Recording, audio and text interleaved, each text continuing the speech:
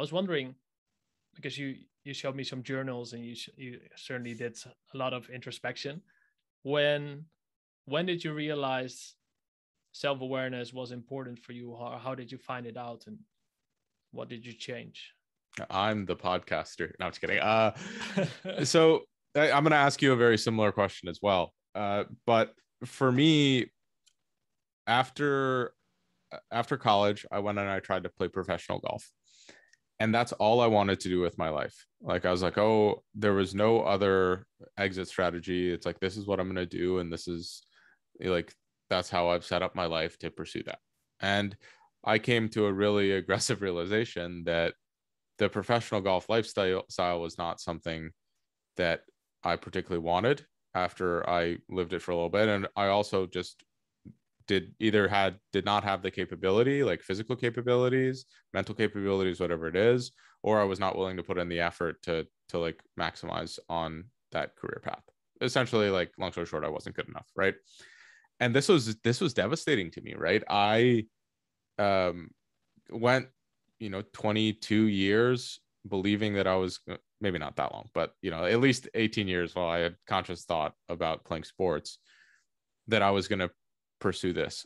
And then I had a blank slate and I said, what am I going to do? I don't know what I like outside of golf. Like, I've dedicated all of my time and all my effort to this.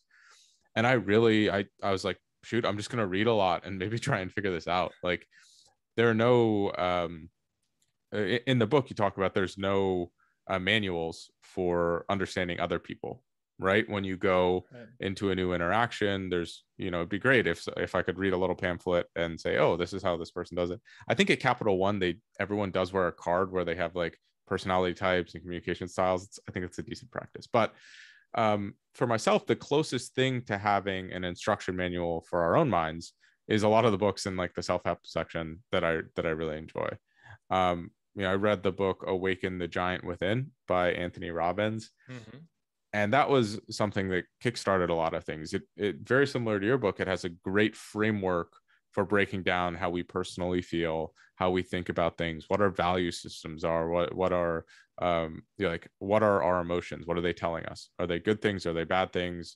If anything, they're just signals to help us understand what's going on in our world. They're neither good nor bad. Even anger, any of these things, they're just like sensory pathways that are alerting us to some stimulus, right?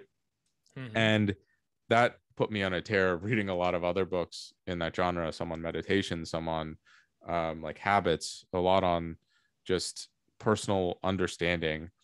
And I realized that, like golf, like anything, I had to be a student of myself to be able to figure out the things that I valued, what I wanted to build and what I wanted to create, and like how I wanted to live my life. Up until then, I was just going with this linear focus of, this is what I think I want because of XYZ reasons.